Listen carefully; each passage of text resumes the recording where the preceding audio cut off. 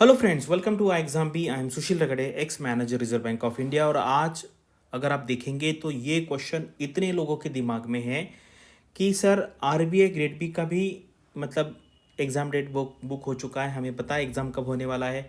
SEBI grade A का भी short notification आने वाला है कि अभी दोनों एग्ज़ाम आगे होने वाले हैं। तो ऐसे जो स्टूडेंट्स हैं जिन्होंने पहले से ही तैयारी की थी, यानी कि लास्ट ईयर का उनका प्री में निकल गया होगा या प्री में फेल हो गए होंगे या मेंस में फेल हो गए होंगे या इंटरव्यू में नहीं हुआ होगा, वो जो स्टूडेंट है, सिंसियर स्टूडेंट है, इमीडिएटली पढ़ाई के लिए लग जाते हैं।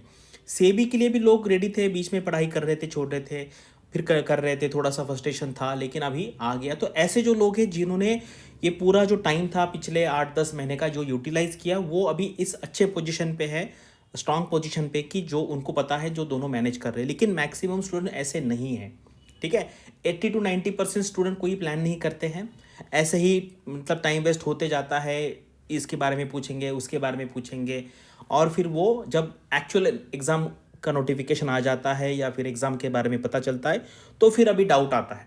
तो ऐसे बहुत सारे स्टूडेंट हैं, आप भी जो वीडियो देख रहे हैं इसमें बहुत सारे स्टूडेंट ऐसे हैं कि अभी हमारे सामने डाउट है कि आरबीआई का प्रिपरेशन करें या सिर्फ सेबी का करें, या अभी दोनों अपॉर्चुनिटी आई है, दोनों भी मतलब छोड़ी नहीं जाती, दोनों को करना है। तो ये हम कर सकते हैं कि नहीं कर सकते हैं, और ये कैसे डिसाइड करें, ये बहुत इंपॉर्टेंट है। करने के लिए तो मुझे ऐसे लग सकता है कि भाई मैं 10 एग्जाम का प्रिपरेशन साथ में करूँ, यूपीएससी भी करूँ, स्टेट पीसीएस भी करूँ, एसएससी भी करूँ, सब कुछ करूँ, लेकिन वो लगना और वो डिसाइड करना ये बहुत इंपॉर्टेंट है। तो मैं आपको इस वीडियो में ये बताऊंगा कि आपको ये कैसे तय करना है, और ये डिसाइड आपको ही करना है, क्योंकि आपकी स्ट्रेंथ, आपकी वीकनेस ये आपको ही पता है। अगर कोई मुझे, जैसे मैं अगर किसी को पूछूंगा कि भाई मैं 10 किलोमीटर भाग सकता हूँ, नहीं भाग भाग सकता हूँ, तो सामने वाला मुझे कैसे बता सकता है? ये मुझे ही पता है कि मैं 10 किलोमीटर भाग सकता हूँ या चल सकता हूँ। तो इसी तरीके से ये दोनों प्रिपरेशन का जो एग्ज़ाम का प्रिपरेशन, वो आप कर सकते नहीं कर सकते, ये आप ही बता पाएंगे। लेकिन मैं आपको एक मेंटल फ्रेमवर्क दूंगा जिसके बाद आप ये डिसाइड कर पाएंगे कि आपको क्या करना चाहिए। और एक बार डिसाइड करने के बाद फिर बाद में आपको आगे किस तरीके से पढ़ाई करनी है, किस मेंटर से मतलब गाइडेंस लेना है, ये सारी चीज़ें आप इस वीडियो में डिस्कस करेंगे। मैक्सिमम चीज़ें मैं कवर करने का ट्राई करूँगा। अगर आपको ये बताने के बाद भी अगर कुछ डाउट आता है तो आप कमेंट सेक्शन में पूछ सकते हैं, या फिर आप मैंने जो नंबर दिया उस पर भी आप कॉल करके पूछ सकते हैं। तो सबसे पहले कभी कभी क्या होता है कि ये जो मैक्सिमम अगर आप देखेंगे ना, पढ़ाई के बारे में डाउट बहुत कम होता है। 25% पकड़िए, 25% लोगों को पढ़ाई के बारे में डाउट होता है, क्योंकि पढ़ाई करना बहुत ईजी है। It is very easy to study. लेकिन ये जो स्ट्रैटेजी वाला है, क्या करना है, कैसे करना है, ये करूँ या ना करूँ, कैसे करूँ, कौन बताएगा, ये डिसाइड करना साइकोलॉजिकल लेवल पे, थॉट प्रोसेस लेवल, ये ज़्यादा डिफिकल्ट है। अदरवाइज सिर्फ पढ़ाई का होता तो लोग कर लेते, सब कुछ मटेरियल तो अवेलेबल है मार्केट में, कहीं से भी कर लो, ठीक है। लेकिन ये स्ट्रैटेजी बनाना, ये कैसे करना, डिसीजन लेना कि भाई एक करना है, दो करना है, एक करना है तो कौन सा करना है, तो ये करना बहुत डिफिकल्ट है। और जिनको पढ़ाई रिलेटेड भी वीडियो चाहिए, हम दोनों मिक्स करेंगे। पढ़ाई रिलेटेड वीडियो अभी सर ने बनाया है, ये मैं अगर पूछूं आपको कि जैसे किसी ने, मैंने जो थंबनेल में कहा ना, ये वीडियो आप देख लीजिए, ये वीडियो देख लीजिए, और अगर ये वीडियो आपको समझ में आ जाए, समझ में मतलब 70 to 80% अगर समझ में आ जाए, मैंने खुद बनाया हुआ वीडियो है, 4 साल पहले बनाया था मैंने ये वीडियो, ठीक है, 4 साल पहले। मैं कोई इकोनॉमिक्स या फाइनेंस मतलब इकोनॉमिक्स, प्योर इकोनॉमिक्स बैकग्राउंड का नहीं हूँ, लेकिन स्टिल मैंने ये पढ़ाई करके वीडियो बनाया था, बहुत 10 घंटे मेहनत की थी इस वीडियो के लिए। ये वीडियो अगर आपको 70 to 80% समझ में आता है तो आप खुद को बोल सकते हैं कि मैं सेबी की पढ़ाई करने के लिए रेडी हूँ, ठीक है। अगर आपको ये वीडियो समझ में नहीं आएगा, लेस देन 50%, ठीक है, अगर आपको समझ में नहीं आया तो फिर आप सेबी को स्किप कर सकते हैं, ठीक है। उसके बारे एचडीआई के बारे में वीडियो है, कुछ मैथ्स के बारे में वीडियो है, फिर इसके बाद प्रतीक सर ने आईपीओ के बारे में वीडियो बनाया। तो ये काफ़ी सारे वीडियो स्टडी रिलेटेड भी है, और ऐसा कोई ज़रूरी नहीं है कि आपको सारे वीडियो देखने हैं। अगर आपको लगता है कि ये वीडियो मेरे काम का नहीं है, मुझे नहीं सुननी ऐसी बात, तो आप स्किप कीजिए, क्योंकि सोशल मीडिया के टाइम पे बहुत सारी चीज़ें आती है, ऐसी बिल्कुल भी ज़रूरी नहीं है हमें समेत सब कुछ देखना है, या आपको डिसाइड करना है क्या देखना है, क्या स्किप करना है, ठीक है। चलिए, अब ये तो आप सबको पता है, ठीक है। अभी अभी आज के लिए अगर आप सेबी और आरबीआई की तैयारी साथ में करना चाहते हैं, आप ये डिसाइड करते हैं, तो आप कहीं से भी गाइडेंस ले सकते हैं। वैसे हम एक मेंटरिंग सर्विस प्रोवाइड करने वाले हैं, तो आपको यहाँ पे काफ़ी अच्छे रीजनेबल प्राइस में दोनों की तैयारी करने का मौका मिल सकता है। इसके बारे में एडिशनल इन्फॉर्मेशन चाहिए तो आप यहाँ पे कॉल कीजिए। और देखो, ये क्या ना, ये सारा आपको सामने है, ये ऐसा नहीं कि भाई कोई भी आ गया कर किया, ऐसा नहीं है। 50% से ज़्यादा लीगल में सिलेक्शन है, 1/3 के आसपास सिलेक्शन आरबीआई में भी है, उसके बाद आईटी में भी है, बहुत जगह पे सिलेक्शन है, ठीक है। तो हमारा ट्रैक रिकॉर्ड पिछले 7-8 साल का है। आप अपने अपने डिसाइड कॉन्शियस के बेस पे, आपका अंडरस्टैंडिंग के बेस पे आप डिसीजन ले सकते हैं, ठीक है। तो ये जनरलिस्ट का है, उसके बाद आईटी का है, ये सारा है। आप सेबी में भी 2 जगह पे अप्लाई कर सकते हैं, मैंने इसके बारे में भी वीडियो बनाया, और आरबीआई में भी आप 2 जगह पे अप्लाई कर सकते हैं अगर आप एजुकेशन क्वालिफिकेशन सेटिस्फाई करते हैं तो ये क्वालिफिकेशन रिलेटेड है, सब आप सबको पता है। ये मैंने एक मैट्रिक्स बनाया था, यहाँ पे आप कितने एग्जाम्स यहाँ पे दे सकते हैं वो यहाँ पे आप देख के डिसाइड कर सकते हैं, आपको पता चल जाएगा, ठीक है। अभी देखो आरबीआई के लिए अभी हमारा ये 5th बैच है, ये चल रहा है। ये क्लासेस हो चुकी है लेकिन रिकॉर्डेड फॉर्म में मिलेगी। और ये सीबी का है, अभी आज से ये चालू होगा। यहाँ पे ब्रिज क्लासेस है जो नॉन कॉमर्स स्टूडेंट है उनके लिए। और देखो ना, लोग क्या कहते हैं कि भाई मुझे हाथ पकड़ के सिखाओ। तो अगर आपको हाथ पकड़ के सिखाना है तो आपको किसी कोर्स में एंटर करना पड़ेगा ना, अदरवाइज आपको ऐसे कोई फ़ोन पे या वीडियो पे नहीं बता सकता कि ये पूरा का पूरा सिलेबस कैसे करें। तो इसके लिए आपको कहीं ना कहीं ज्वाइन करना पड़ेगा। अगर वही मुझे बताएगा सर मुझे यूपीएससी का प्रिपरेशन कैसे करना है बताओ आप, तो वो बोले कि भाई मेरा 2 साल का कोर्स है, वो ज्वाइन करो, मैं आपको एक एक चीज़ पढ़ाऊँगा। तो इसी तरीके से ये है, अगर आपको सीखना है क्या करना है तो आपको अंदर जाके यहाँ पे कोर्स कोई भी लेना पड़ेगा। ये लीजिए या एक्स लीजिए, वाई लीजिए, जेड लीजिए, ये आपका डिसीजन है, ठीक है। मैं यहाँ पे सिर्फ बता रहा हूँ कि हम यहाँ पे क्या प्रोवाइड कर रहे हैं। अगर आपको अच्छा लगता है तो आप डिसाइड कर सकते हैं, ठीक है। अभी देखो अगर आपको आरबीआई का प्रिपरेशन करना है, सिर्फ सिंगल एग्जाम का करना है या सेबी के साथ करना है, उनके लिए एक ही एडवाइस है, सिर्फ और सिर्फ इसका प्रिपरेशन करना है, फेज 1 का प्रिपरेशन करना है। और ये मेरा पिछले 10-12 साल का एक्सपीरियंस का क्रक्स है। जिसको मानना है वो मान लीजिए, जिसको नहीं मानना है वो मत मानिए। ऐसा कोई ज़रूरी नहीं कि सब लोग मानेंगे, लेकिन ये मेरे पिछले 10-12 साल के एक्सपीरियंस के बेस पे मैं जो एडवाइस दे रहा हूँ वो आप समझिए उसका लेवल क्या होगा। मैंने ये खुद एग्जाम निकाला है, मेरे 1000 से ज़्यादा से स्टूडेंट यहाँ पे आरबीआई में ग्रेड बी ऑफिसर बने होंगे, तो मुझे क्लियरली पता है कि कौन से टाइम पे क्या करना है, नहीं करना है। अगर आपको एक्सक्लूसिव कोर्स लेना है जहाँ पे आप मुझसे इंडिविजुअल बात करेंगे, अभी मैं जो बोल रहा हूँ वो जेनेरिक बोल रहा हूँ। जैसे बुखार आ गया तो क्रोसिन ले लो, ये जेनेरिक एडवाइस है। लेकिन अगर डॉक्टर के पास जाएंगे तो डिपेंडिंग अपॉन सीवियरिटी वो अलग अलग ट्रीटमेंट दे सकता है। इसी तरीके से मैं जो अभी ये बोल रहा हूँ ये जेनेरिक है, ठीक है। अगर आपको इंडिविजुअल बात करनी है, आपके डिपेंडिंग अपॉन आपका बैकग्राउंड क्या है, उसके बेस पे फिर आप एक्सक्लूसिव कोर्स ले सकते हैं जहाँ पे आपको कोई भी फैकल्टी हमारी, आप उनके साथ कांटेक्ट करके 1-on-1 गाइडेंस ले सकते हैं। अभी क्या करना है, बहुत सिंपल है। देखो डिसीजन मेकिंग बहुत सिंपल होना चाहिए, ठीक है, बहुत सिंपल है। सिर्फ फेज 1 की तैयारी करनी है, सिर्फ फेज 1, मतलब सिर्फ फेज 1। फेज 2 के बारे में सोचना भी नहीं है कि ऐसा कोई फेज 2 नाम का कुछ होता है आरबीआई में, सोचना भी नहीं है, ठीक है। ये है, अभी समझ में आ गया आपको। आरबीआई की तैयारी, आप सिर्फ आरबीआई की तैयारी कर रहे हैं तो भी ये करना है, और आरबीआई प्लस सेबी साथ में करना है तो भी आरबीआई के लिए सिर्फ इतना ही करना है, बाकी आपको कुछ नहीं करना है, ठीक है। ये समझ में आ गया आपको, बहुत सिंपल तरीके से स्ट्रेट फॉरवर्ड वे में मैं यहाँ पे बता रहा हूँ, ठीक है। अभी ये जो सिलेबस है ये अभी करने का टाइम नहीं है, बिल्कुल भी नहीं करना है। लेकिन आप जब फेज 1 की तैयारी करेंगे, आपको पता है फेज 1 में क्या है, आपका इंग्लिश है जो ऑब्जेक्टिव टाइप का इंग्लिश है, एंड आपका जीए है। बाकी क्वांटिटेटिव एप्टीट्यूड एंड रीजनिंग का आपको फेज 2 में कुछ भी फायदा नहीं होने वाला है, तो वो फेज 2 के एंगल से इंपॉर्टेंट नहीं है।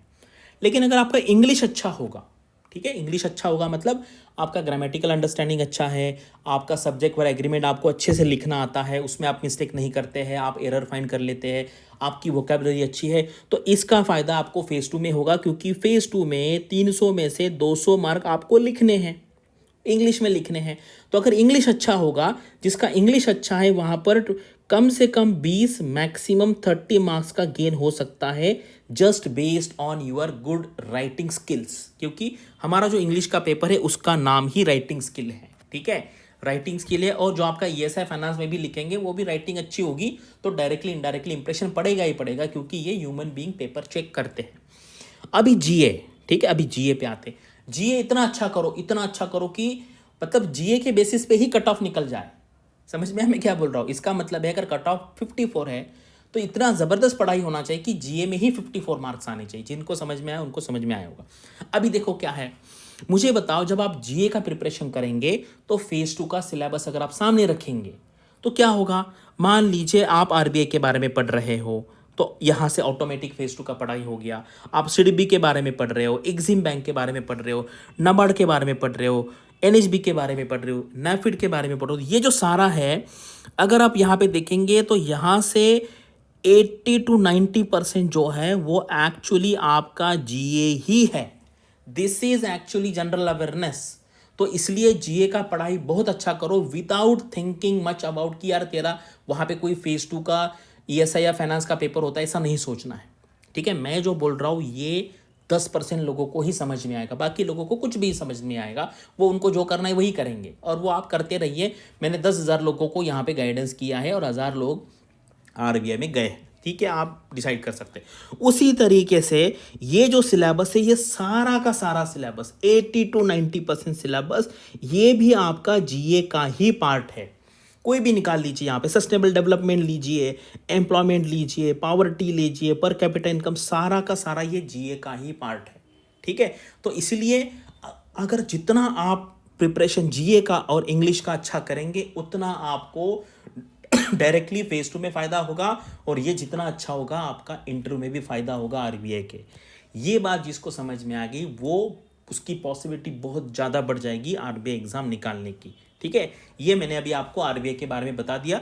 तो आरबीआई का प्रिपरेशन बहुत सिंपल है, लेकिन अगर आपको स्टिल आपके बैकग्राउंड के हिसाब से, आपके स्ट्रेंथ एंड वीकनेस के हिसाब से अगर गाइडेंस चाहिए तो हमारे यहाँ पे एक्सक्लूसिव कोर्स है जहाँ पर मैं आपसे 1-on-1 बात करूँगा।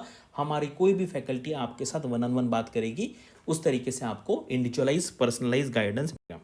ठीक है, और ये मैनेजमेंट का पोर्शन है, ये इसका कोई ज़्यादा यूज़ आपको नहीं होता है फेज़ 1 के लिए। ठीक है, तो ये आप छोड़ सकते हैं, इसके लिए 4 से 5 दिन बहुत है और ये बहुत स्कोरिंग पोर्शन है, इसमें लोगों को 100% मार्क्स मिलते हैं क्योंकि थ्योरी है ना, कभी चेंज होने वाली है। 2-3 दिन में एक बार पढ़ाई हो जाएगी, एक दिन में रिवीजन हो जाएगा, ये बहुत ही पार्ट है। ठीक है, तो उसमें इथिक्स का भी पोर्शन कवर्ड है। तो अभी आते हैं सेबी पे। ठीक है, सेबी पे अभी आते हैं, मैंने पहले भी ये आपको एक्सप्लेन किया है। सेबी का सिलेबस स्पेशलाइज्ड सिलेबस है, इसलिए बिल्कुल भी at this point of time बिल्कुल भी नहीं सोचना है कि मैं सेल्फ स्टडी करूं, बिल्कुल भी नहीं सोचना है। आप कॉमर्स के हो तो भी नहीं सोचना है, आप नॉन कॉमर्स के हैं तो भी नहीं सोचना है, कोई भी कोर्स ज्वाइन करना है। कोई बोलेगा नहीं भैया आपको बिजनेस करना है, तो मैं नहीं कहता कि मेरे पास आओ, मैं आपको गाइडेंस यहाँ पे कर रहा हूँ। आपको क्या करना है मैं बता रहा हूँ, आपको दुनिया में जहाँ अच्छा लगता है वहाँ से करो, लेकिन सेल्फ स्टडी इस टाइम पे करने का ये टाइम नहीं है। ठीक है, मैंने जब बोला था 1 साल पहले, 6 महीने पहले, 3 महीने, तब स्टार्ट करते तो ठीक बात होती, लेकिन सेल्फ स्टडी यहाँ पे इस पॉइंट पे तो नहीं करना है। ठीक है, और मैंने पिछले वीडियो में भी यहाँ पे बताया था कि यहाँ पे क्या किस तरीके से करना है। ठीक है, और कॉमर्स के लिए कैसे करना है, नॉन कॉमर्स के लिए कैसे करना है, मैंने पिछले वीडियो में बताया था।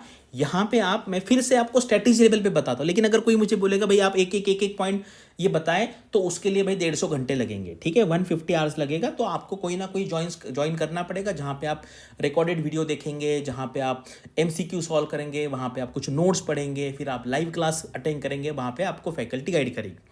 तो जो नॉन कॉमर्स के हैं उनको ये एक सेक्शन, उसके बाद ये सेक्शन, उसके बाद ये बिल्कुल कॉस्टिंग को ऐसा मत समझो कि कॉमर्स का, ये आप इंजीनियर होंगे तो भी आपको समझ में आ जाएगा, बहुत इजी है ये। ठीक है, उसके बाद ये सेक्शन, ये 4 सेक्शन ऐसे हैं।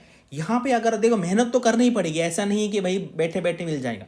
ये 4 सेक्शन ऐसे जहाँ पर आपको 95 to 100% मार्क्स मिल सकते हैं बहुत मेहनत करने के बाद। तो अभी कुछ लोग कहेंगे कि मेहनत करने के बाद कुछ भी होगा, ऐसे नहीं होगा। ये मेहनत करने से ये नहीं होगा। ठीक है, ये सेक्शन मेहनत करने से नहीं होगा, क्योंकि इसके लिए पूरा 3 साल का कॉमर्स करना पड़ता है। ठीक है, तो यहाँ पर अगर आप अच्छे से यहाँ पर पढ़ाई करेंगे तो यहाँ पर मुझे लगता है 60% के आसपास मार्क्स लाना मुश्किल नहीं है।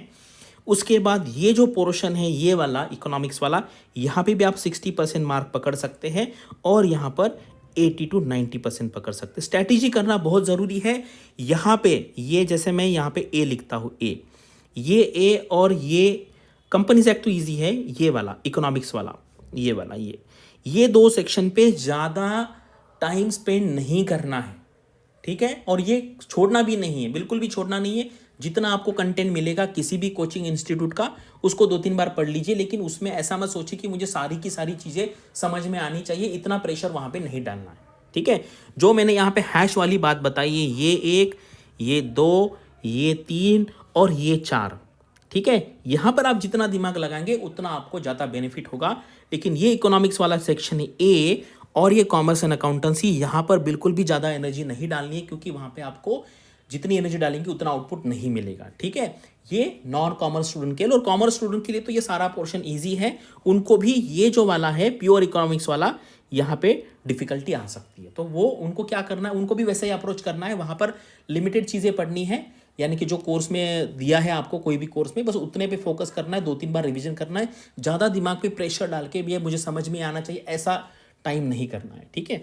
तो ये हो गया आपका सीबी का स्ट्रेटेजी, और बिल्कुल भी पॉसिबल है अगर आप यहाँ आज से 1-1 घंटे का अच्छे से यूटिलाइजेशन करेंगे, एक कोई भी अच्छे मेंटर का साथ लेके उनका हेल्प लेके अगर करेंगे तो दोनों के दोनों एग्ज़ाम पॉसिबल है। अगर आपको खुद को कॉन्फिडेंस नहीं है तो कोई भी एक एग्ज़ाम सेलेक्ट कीजिए, ठीक है, कोई भी, क्योंकि अल्टीमेटली क्या है, दोनों भी सिलेक्शन होने के बाद हमें तो किसी भी एक में जाना है। अगर आपको कॉन्फिडेंस नहीं है, और ये आप खुद ही बता पाएंगे, दूसरा कोई नहीं बोल पाएगा, ठीक है, तो आप फिर डिसाइड कीजिए कि कोई भी एक एग्ज़ाम पकड़ लीजिए और उसके बेसिस पे आप आगे जा सकते। अगर आपको इस आपके प्रिपरेशन में अगर हमारी हेल्प चाहिए तो मैंने नंबर दिए हैं, वहाँ पे कॉल कीजिए। मैं पिछले 10 से 12 साल से लोगों को गाइड कर रहा हूँ। मुझे कम से कम 10 कैंडिडेट ऐसे बताए कि जिन्होंने दोनों के दोनों एग्ज़ाम निकाले हैं, और इंटरेस्टिंग बात यह है कि जिन्होंने दोनों एग्ज़ाम निकाला है उसमें से 5 लोगों ने सेबी ज्वाइन किया है, 5 लोगों ने आरबीआई ज्वाइन किया, क्योंकि हर एक का लाइकिंग अलग है। लोग क्या कर रहे हैं इससे हमें कुछ नहीं ले देना, हमें क्या चाहिए वो इंपॉर्टेंट है, ठीक है। जैसे आज मैंने एक टेलीग्राम पे एक पोस्ट किया था जिसमें एक कैंडिडेट है जिनका सेबी का भी सिलेक्शन हुआ था और इसरो में एक ग्रुप ए साइंटिस्ट का भी सिलेक्शन हुआ था। मैंने पोल लिया है, मैं अभी 1-2 घंटे में उसका आंसर देता हूँ। आंसर सुन के आपको थोड़ा सा आश्चर्य लगेगा, लोग ऐसा करते हैं। आपको क्या करना है, आप डिसाइड कीजिए, लोगों को क्या करना है वो लोग डिसाइड करेंगे। इस तरीके से मैंने ये आपको बताया है। अभी ज़्यादा इसमें टाइम वेस्ट मत कीजिए, पढ़ाई के लिए लग जाइए, कोई भी कोर्स ज्वाइन कीजिए, वहाँ से अच्छे से पढ़िए, और मल्टीपल रिविजन्स यहाँ पे होनी चाहिए, ठीक है। और अगर आपको आरबीआई में जाना, एक पॉइंट मेरा मिस हो गया बताना, तो आपका अगर राइटिंग स्किल अच्छा है तो आपको आरबीआई में ज़्यादा स्कोप होगा सिलेक्शन का। जिसको राइटिंग बिल्कुल नहीं आता है, एक्सप्रेस करना नहीं आता है, उसको थोड़ा सा डिसएडवांटेज हो सकता है आरबीआई में, क्योंकि वहाँ पर 66% जो वेटेज है वो आपके डिस्क्रिप्टिव को है, ठीक है। Thanks for watching this video and all the best for your studies and upcoming examinations.